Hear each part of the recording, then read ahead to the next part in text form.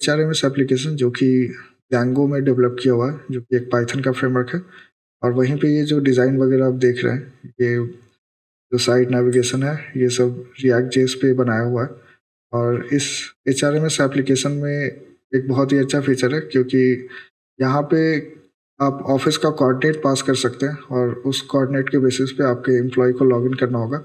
अगर वो ऑफिस से बाहर है तो वो लॉगिन नहीं कर पाएंगे, क्योंकि उनका जो जीपीएस कोऑर्डिनेट होगा ऑफिस से मैच नहीं होगा, वो लॉगिन नहीं कर सकते।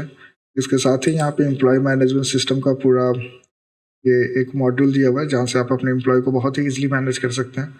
यहाँ पे आप अपने एम्प्लॉय को डिफरेंट रोल्स दे सकते हैं, जैसे कि यहाँ पे मैं किसी भी एम्प्लॉय को का डिपार्टमेंट चेंज कर सकता हूँ। आप अगर सुपर एडमिन है तो आपको पावर होगा कि आप डिपार्टमेंट, पे ग्रेड, ये सब क्रिएट कर सकते हैं।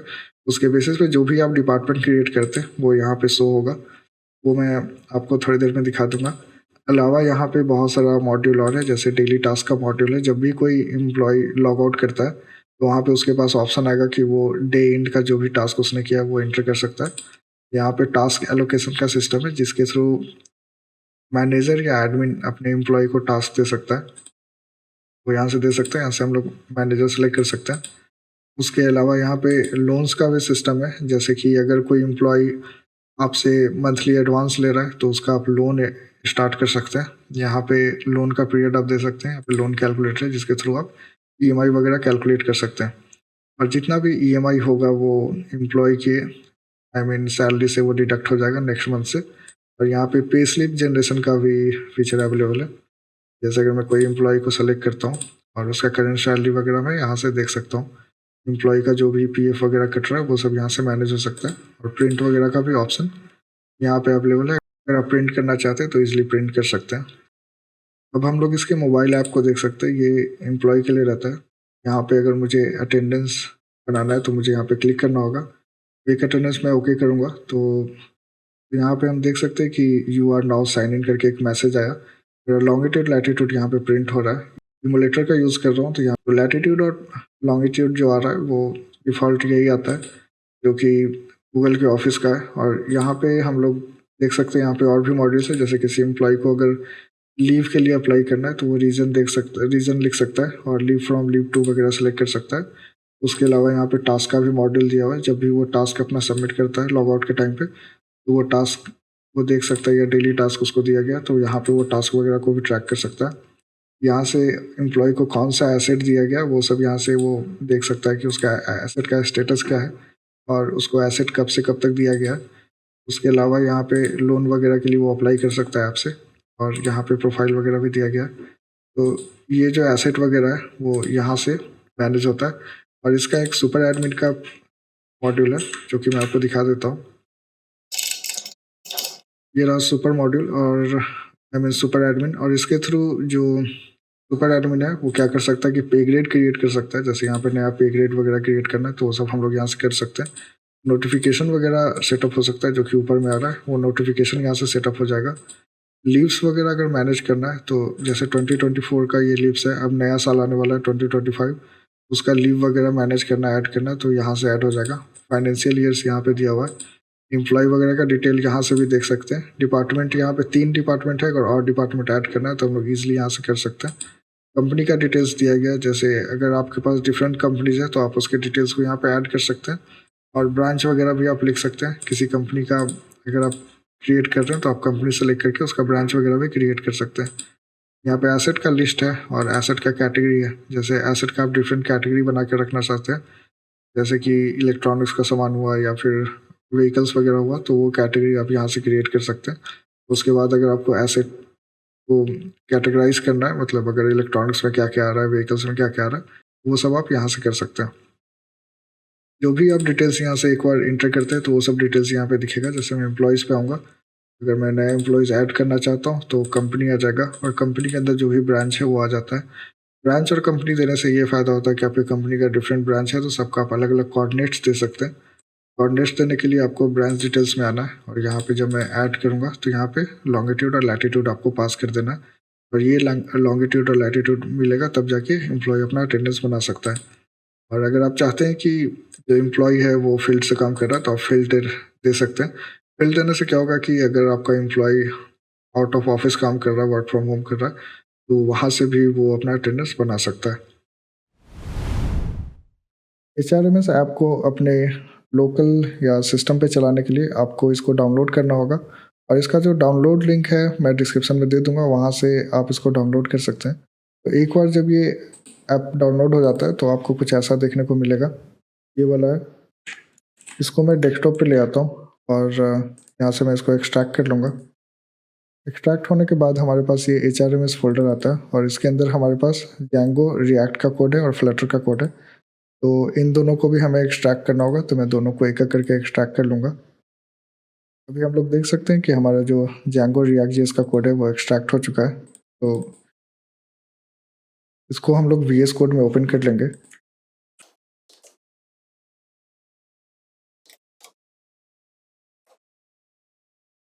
ये हमारा VS कोड में ओपन हो चुका है, और ये फ्रंट एंड के अंदर हमारे पास रिएक्ट जेएस का कोड है, और यहाँ पे .env फाइल में हमें जो भी लोकल होस्ट पे चलाना है, मतलब यहाँ पे लोकल होस्ट 127.001 है, तो मैंने इसका दे रखा है। अगर आपको सर्वर पे चलाना है तो आपको ये अपडेट करना होगा।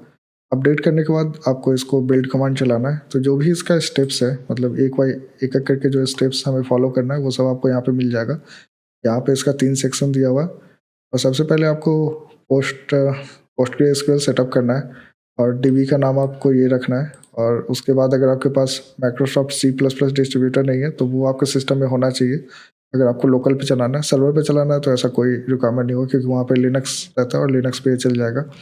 और सबसे पहले हमें एक env फाइल क्रिएट करना है, फिर उसको एक्टिवेट करना है, और उसमें requirement.txt वगैरह इंस्टॉल करना है। तो मैं आ जाता हूँ यहाँ पे, और मैं एक नया टर्मिनल ओपन कर लूँगा। जो भी स्टेप्स है वो फॉलो कर लूँगा। जैसे जो सबसे पहला स्टेप है पाइथन वाला, तो मैं थोड़ा बड़ा कर देता हूँ। ये वाला जो स्टेप है इसको मैं यहाँ से कॉपी करूँगा, तो भी मैं थोड़ा बड़ा कर दूँगा, और यहाँ पे हम लोग इसको एक env क्रिएट कर लेंगे। एक बार जब ये env क्रिएट हो जाता है तो उसके बाद का जो स्टेप है इसको एक्टिवेट करने का, हमें इसको कॉपी करना होगा, और मैं ये वाला स्टेप चलाऊँगा तो जो हमारे पास .env जो हमारा इन्वायरमेंट है वो एक्टिवेट हो चुका है। अब उसके बाद जो हमें करना है वो requirement.txt फाइल में जो भी पैकेजेस है उसको इंस्टॉल करना है। तो यहाँ पे अगर मैं कॉपी नहीं हुआ तो मैं इसको फिर से कॉपी कर लेता हूँ,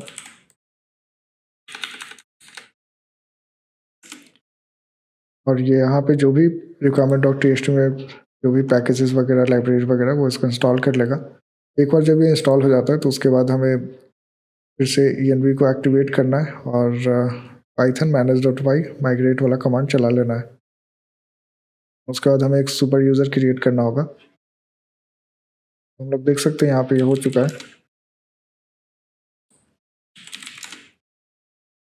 यहाँ पे मुझे python manage.py माइग्रेट कमांड चलाना है, और जैसे मैं ये चलाऊंगा तो ये पूछेगा कि ऐसे मेरे पास जो भी माइग्रेशन का फाइल था वो पहले ही हो चुका है, तो यहाँ पे नो माइग्रेशंस टू अप्लाई आ रहा है। लेकिन आपके सिस्टम में ऐसा नहीं होगा। जैसे ही आप माइग्रेशन चलाते हैं तो जो भी आपका डेटाबेस है पूरा सेटअप होगा, और जो आपका डेटाबेस का नाम है अगर आप चेंज करना चाहते हैं तो आपको settings.py में वो डेटाबेस का नाम वगैरह आप यहाँ से चेंज कर सकते हैं, और वो डेटाबेस आपको क्रिएट करना होगा। तो अगर मैं वो करके दिखाना चाहूँ तो सबसे पहले तो pg admin आपके सिस्टम में होना चाहिए। जैसे मेरे पास ये pg admin है, ये जो हमारा डेटाबेस का नाम है उसको मैं HRMSDB कर लेता हूँ। ये स्टार्ट हो चुका है, सर्वर आ गया। सर्वर में 2 डेटाबेस है। यहाँ पे मैं एक और डेटाबेस क्रिएट कर लूँगा। क्रिएट डेटाबेस करके HRMSDB ऐसे में सेव करूँगा तो ये क्रिएट हो जाएगा। हमारे पास HRMSDB आ चुका है, और ये हमारा HRMSDB है। तो अगर मैं फिर से python manage.py माइग्रेट करूँगा तो आप देख सकते हैं पूरा माइग्रेशन फाइल चला है, और जो भी रिकॉर्ड्स है वो क्रिएट हो चुका है। तो यहाँ पे अगर आके मैं HRMSDB का स्कीमा देखता हूँ, इसके अंदर अगर मैं टेबल्स पे आता हूँ तो हमारे पास बहुत सारे टेबल्स क्रिएट होके आ चुके हैं। अब उसके बाद क्या करना है कि हमें दूसरा स्टेप है वो फॉलो करना है। जैसे यहाँ पे हमारे पास स्टेप है सुपर एडमिन या सुपर यूज़र क्रिएट करने के लिए, तो मैं इसको कॉपी कर लेता हूँ। यहाँ पे मैं इसको चलाऊँगा। सबसे पहले ये नाम पूछेगा, जैसे मैं अपना नाम दे देता हूँ और यहाँ पे ये ईमेल एड्रेस मैं ब्लैंक छोड़ सकता हूँ। पासवर्ड के लिए मैं 1 2 3 4 5 ऐसा कुछ दे रहा हूँ, 1 2 3 4 5। ये बाईपास पासवर्ड वैलिडेशन पूछ रहा है क्योंकि हमारा जो पासवर्ड है बहुत ही वीक है। मैं यस कर दूँगा और यहाँ पे हमारा सुपर एडमिन क्रिएट हो चुका है। इसके बाद क्या करना है कि इसके बाद हमें ये वाला जो यूआरएल है उस पे नेविगेट करना है, लेकिन उससे पहले हमको इसको चलाना होगा। तो उसके लिए Python manage.py run server command आता है Django के लिए। तो अगर मैं पाइथन manage.py रन सर्वर करूँगा तो ये वाला पे हमारा जो है ये स्टार्ट हो जाएगा, लेकिन यहाँ पे हम लोग एरर देख रहे हैं। तो ये एरर को सॉल्व करने के लिए हमें रिएक्ट वाला कोड को सेटअप करना होगा। इससे पहले अगर मैं एडमिन पे जाता हूँ तो हमारा एडमिन आ जाएगा और यहाँ पे मैं 1 2 3 4 5 ऐसा करके लॉगिन कर सकता हूँ। लॉगिन करने के बाद हमें सबसे पहले पे ग्रेड वगैरह सेटअप करना होगा। तो यहाँ पे मैं पे ग्रेड वगैरह सेटअप कर दूंगा, जैसे मिनिमम हो जाएगा 50,000, मैक्सिमम 50,000, बेसिक हो जाएगा 55, एचआरए हो जाएगा 12, ये हो जाएगा 6। तो ऐसा कोई भी मैं कैलकुलेट करके नहीं दे रहा हूँ, मेरे मन में जो आ रहा है मैं उसको एंटर कर रहा हूँ। उसके बाद मैं इसको सेव कर दूंगा। ग्रेड हमें सेलेक्ट करना है तो मैं ग्रेड 1 करके सेव कर दूंगा, तो हमारे पास ग्रेड 1 आ गया। उसी तरह से अगर मुझे और ऐड करना है तो मैं यहाँ से ऐड कर सकता हूँ। यहाँ पे हमें एसेट का कैटेगरी भी डिफाइन करना होगा। यहाँ पे मैं सिर्फ एक कैटेगरी डिफाइन करूँगा, जैसे इलेक्ट्रॉनिक्स मैं डिफाइन कर देता हूँ। अब यहाँ पे एसेट्स को हम लोग ऐड कर सकते हैं, जैसे यहाँ पे मैं कैटेगरी सेलेक्ट कर सकता हूँ और ये जो है इससे मैं जल्दी से फिल करके सेव कर दूंगा। तो ये डेट वगैरह सही नहीं आ रहा है, डे टू डे मैं दोनों जगह करके इसको सेव कर दूंगा। अब अगर हम लोग वापस से यहाँ पे ब्रांच डिटेल्स वगैरह में आते हैं तो सबसे पहले हमने पे ग्रेड वगैरह सेटअप कर लिया।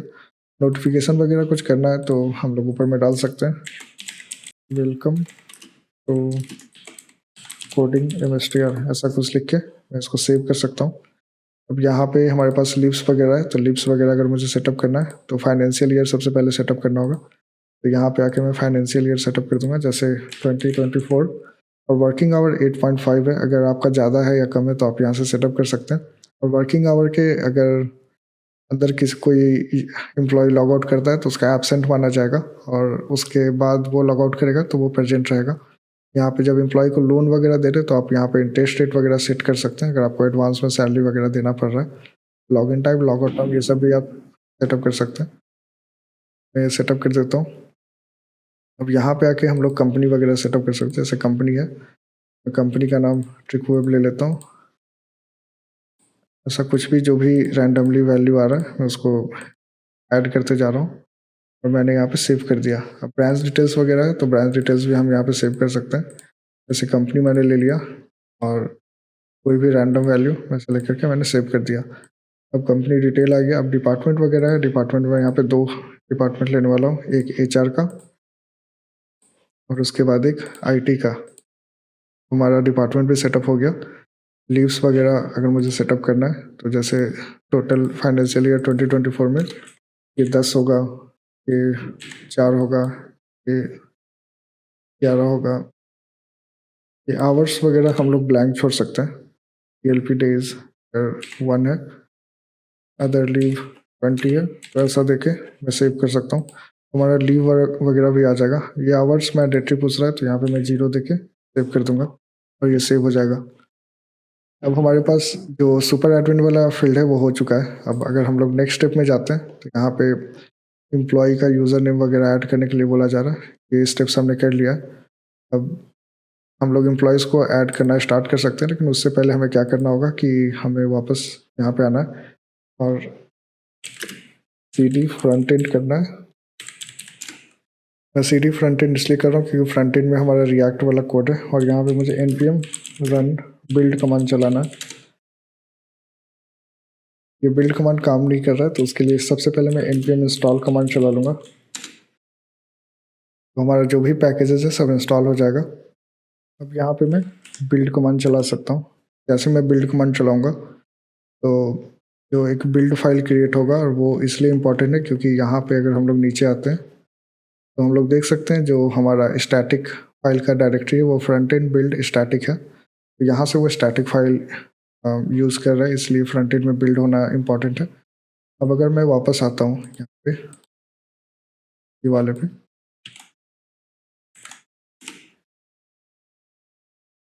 तो अभी भी इसको index.html फाइल नहीं मिल रहा।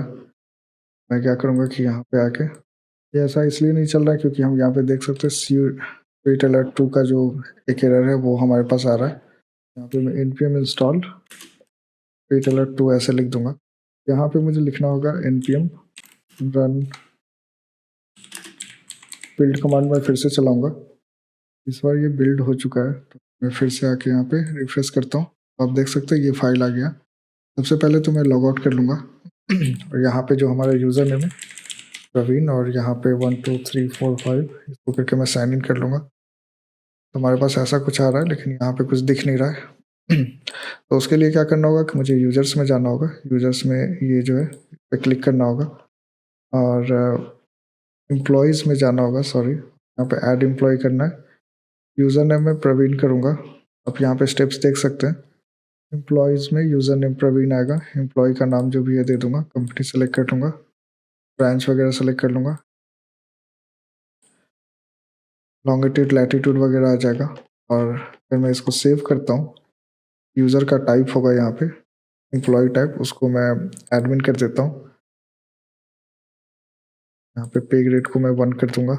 और अगर मैं इसको सेव करता हूँ, कुछ एरर आया उसको हम लोग देख लेंगे। जैसे डिपार्टमेंट IT कर देता हूँ और कोई एरर नहीं है, मैं फिर से सेव करने का ट्राई करूँगा, ये सेव हो जाएगा।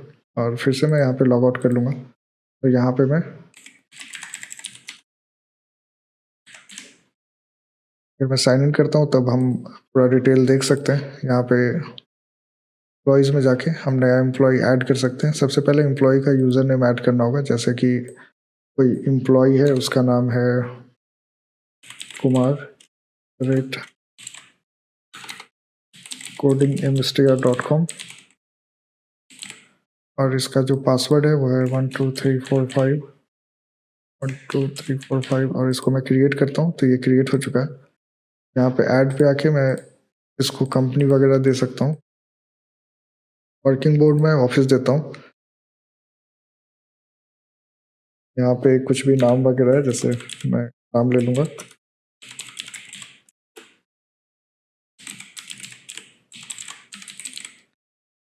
फ़ोन नंबर वगैरह अगर मुझे देना है तो वो दे दूँगा। अब यहाँ से हम लोग नेक्स्ट में जाएंगे और यहाँ पे एम्प्लॉय का कुछ नंबर होगा तो वो हम लोग यहाँ पे दे देंगे। पे ग्रेड 1 सेलेक्ट कर सकते हैं, डिपार्टमेंट सेलेक्ट कर सकते हैं, डेजिग्नेशन एम्प्लॉय टाइप एम्प्लॉय रख लेता हूँ। और यहाँ पे जॉब का टाइटल वगैरह मैं दे सकता हूँ, स्टेटस वगैरह जो भी है वो सब हम लोग यहाँ से डाल सकते हैं। ग्रॉस सैलरी मैं यहाँ पे 22,000 कर देता हूँ। ESI 2% रख देता हूँ। बैंक का डिटेल्स वगैरह अगर आपको ऐड करना आप कर सकते हैं। क्वालिफिकेशन वगैरह हम लोग दे सकते हैं। उसके बाद ये सब डिटेल्स मैं रैंडमली कुछ भी भर लेता हूँ। जैसे ही मैं सेव करूँगा तो ये सेव हो चुका है। अब यहाँ पे क्या होगा कि हमारा एम्प्लॉय सेव हो चुका है। अब यहाँ पे अटेंडेंस नहीं आ रहा है। जैसे मैं ऑल भी करूँगा या टुडे करूँगा तो अटेंडेंस नहीं आ रहा है। तो ये सब कुछ मैनेज करने के लिए मुझे ऐप से करना होगा। उसके पहले अगर मुझे एम्प्लॉय को लॉगिन करके देखना है एम्प्लॉय वाला कैसा दिखता है, तो मैं सेम इसको कॉपी कर लूँगा और यहाँ पे मैं लिखूँगा kumar@codingmstr.com जो यूज़र नेम था, और जो पासवर्ड है तो मैं लिख के जैसे साइन इन करूँगा तो हम लोग देख सकते हैं यहाँ पे जो एम्प्लॉय है वेब से भी अपना अटेंडेंस, डेली टास्क वगैरह वो देख सकता है, लीव्स वगैरह देख सकता है। तो यहाँ पे मैनेजर का अलग रोल है। अगर मैं एम्प्लॉयज़ में जाता हूँ और इसको अगर मैं मैनेजर बना देता हूँ, जैसे मैं यहाँ पे आया, टेक्स्ट में जा रहा हूँ और ये वाला अकाउंट को मैं मैनेजर बना रहा हूँ, टेक्स्ट करके सेव कर देता हूँ। यहाँ पे मैं इसको कॉपी कर लेता हूँ और जब मैं लॉग आउट करके वापस अगर लॉग इन करूँगा, हम लोग देख सकते हैं इसके पास माई अटेंडेंस के साथ अटेंडेंस भी आ रहा है और एसेट एलोकेशन वगैरह आ रहा है। तो ये सब डिटेल मैनेजर को एक्स्ट्रा मिलता है। वो एसेट एलोकेशन वगैरह टेस्ट कर सकता है, वो टास्क वगैरह दे सकता है। जैसे किसी को टास्क वगैरह देना है तो वो मैनेजर टास्क असाइन कर सकता है और अपने साथ साथ पूरा डिपार्टमेंट का अटेंडेंस वो यहाँ से चेक कर सकता है। अब हमें ऐप वगैरह सेटअप करना है, तो अगर हम नेक्स्ट स्टेप पे आते हैं तो हमें ऐप के लिए ये सब परमिशन देना होता है। उसके अंदर आपको एक गूगल ऐप एपीआई की होता है वो आपको लगाना पड़ेगा। तो यहाँ पे अगर मैं ऐप पे आता हूँ, ये रहा फ्लटर ऐप। सबसे पहले इसको एंड्रॉयड स्टूडियो में ओपन करना होगा। इसको एंड्रॉयड स्टूडियो में ओपन कर लेता हूँ। ये पहले से जो HRMS खुला हुआ है उसको मैं यहाँ पे क्लोज कर दूंगा। और आपके पास आपके एंड्रॉयड स्टूडियो में फ्लटर वगैरह होना चाहिए। अगर फ्लटर डार्ट है तभी आप इसको चला सकते हैं। यहाँ पे मैं ओपन क्लिक कर देता हूँ। तो सबसे पहले मैं कॉपी कर लूँगा।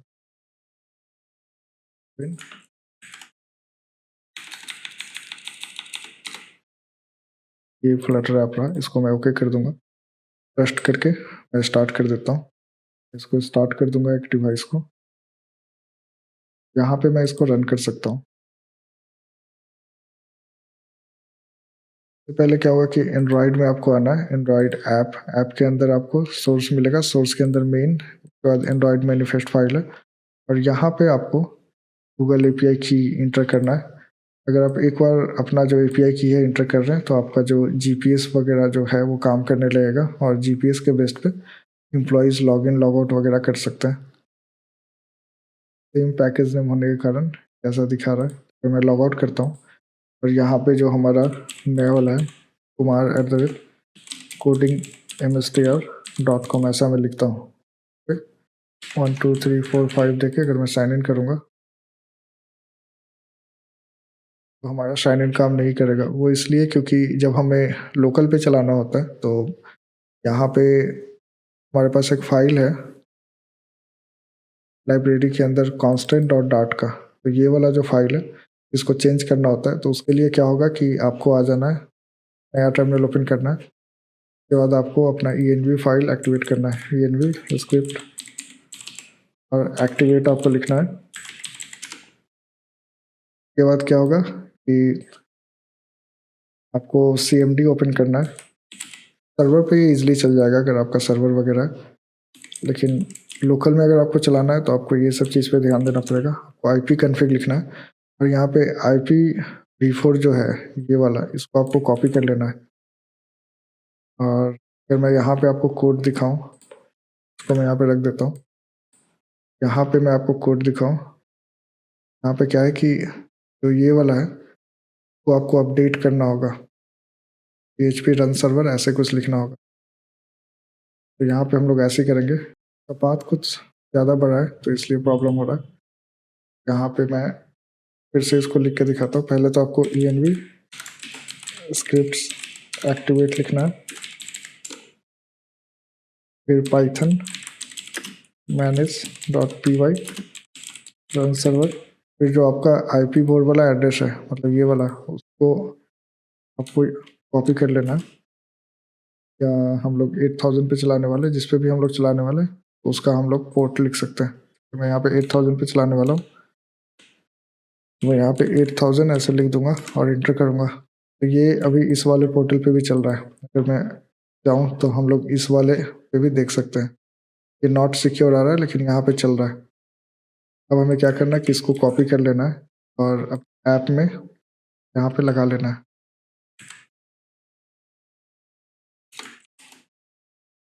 वापस अगर मैं इसको स्टॉप करूँ, फिर से स्टार्ट करूँ, जो पासवर्ड मैंने डाला एंटर किया, तो अब मैं साइन इन कर सकता हूँ। अभी अगर मैं यहाँ पे आके देख रहा हूँ, हमारा जो ऐप है उस पर अटेंडेंस में आज में कुछ भी नहीं दिख रहा है। अगर मैं ऑल भी कर रहा हूँ तो कुछ भी नहीं आ रहा। तो यहाँ से अगर हम लोग आते हैं और मैं इसको अटेंडेंस के लिए अप्लाई करता हूँ,